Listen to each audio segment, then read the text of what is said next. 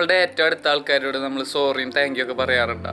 ഇതൊക്കെ നമ്മൾ അവരോട് പറയേണ്ടതല്ലേ? ചിലർ വിചാരിക്കും ഇതൊക്കെ ക്രിഞ്ചാണെന്ന്, ഇത് ഇവരോടൊക്കെ ഇങ്ങനെ സംസാരിക്കുക എന്നുള്ളത് വളരെ ക്രിഞ്ചല്ലേ. എനിക്ക് അങ്ങനെ തന്നെ ആയിരുന്നു.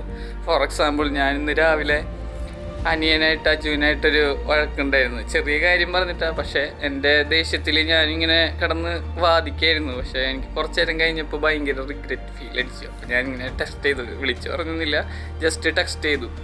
ഓക്കെ, ഇങ്ങനെ സോറി എന്നൊക്കെ പറഞ്ഞ് ടെക്സ്റ്റ് ചെയ്തു. അപ്പോൾ അവനൊരു സ്റ്റിക്കറൊക്കെ അയച്ചു. ഏറ്റവും അടുത്ത ആൾക്കാർ നമ്മുടേതാണ്, അല്ലെങ്കിൽ നമ്മളുടെ കാര്യങ്ങൾ അവർക്ക് മനസ്സിലാവുന്നൊക്കെ വിചാരിച്ചിട്ട് നമ്മൾ നമ്മുടെ ദേഷ്യം ഫ്രസ്ട്രേഷനും എല്ലാം അവരോട് കാണിക്കും അല്ലേ? പറഞ്ഞു വന്നത് എന്താണെന്ന് വെച്ച് കഴിഞ്ഞാൽ, നമ്മളുടെ ക്ലോസ് സർക്കിൾ എന്ന് പറഞ്ഞു കഴിഞ്ഞാൽ നമ്മുടെ ഇമോഷനും ഫ്രസ്ട്രേഷനും ഒക്കെ ഡംപ് ചെയ്യാനുള്ള ഒരു ഗ്രൗണ്ട് അല്ല.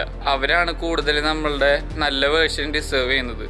നമ്മൾ ചിലപ്പോൾ ഓഫീസിലോ കൊളീഗ്സിനോടൊക്കെ നല്ല വേർഷനായിരിക്കും നമുക്ക് കാണിക്കുന്നുണ്ടാവുക. നമ്മുടെ ഏറ്റവും നല്ല ചിരി ചിലപ്പോൾ കണ്ടിട്ടുണ്ടാവുക ഇത്ര അടുപ്പില്ലാത്ത ആൾക്കാരായിരിക്കും. ഒരു പ്രശ്നം വന്നു കഴിഞ്ഞാൽ നമ്മുടെ ഈ ക്ലോസ് സർക്കിളിലുള്ള ആൾക്കാരായിരിക്കും ഉണ്ടാവുക. അപ്പോൾ പേരൻസിനോടായാലും സിബ്ലിങ്സിനോടായാലും നമ്മുടെ ഏറ്റവും അടുത്ത സുഹൃത്തുക്കളോടായാലും നമ്മുടെ നല്ല ബെസ്റ്റ് വേർഷൻ കാണിക്കാൻ വേണ്ടി ശ്രദ്ധിക്കാട്ടോ. ഞാൻ അങ്ങനെയാണെന്നല്ല, ഞാൻ അതിനു വേണ്ടി ട്രൈ ചെയ്തുകൊണ്ടിരിക്കുകയാണ്. അപ്പോൾ നിങ്ങളും അങ്ങനെ ആവാമെന്ന് പ്രതീക്ഷിക്കുന്നു. അവർക്കത് വളരെ ഇഷ്ടമായിരിക്കും, സന്തോഷമായിരിക്കും. ഓക്കെ, നിങ്ങളെല്ലാവരെയും കൈൻഡായിട്ട് ട്രീറ്റ് ചെയ്യുക. അതേപോലെ തന്നെ നമ്മുടെ ക്ലോസ് സർക്കിളിനെ കുറച്ചും കൂടെ ഒന്ന് കൺസിഡർ ചെയ്യാട്ടോ.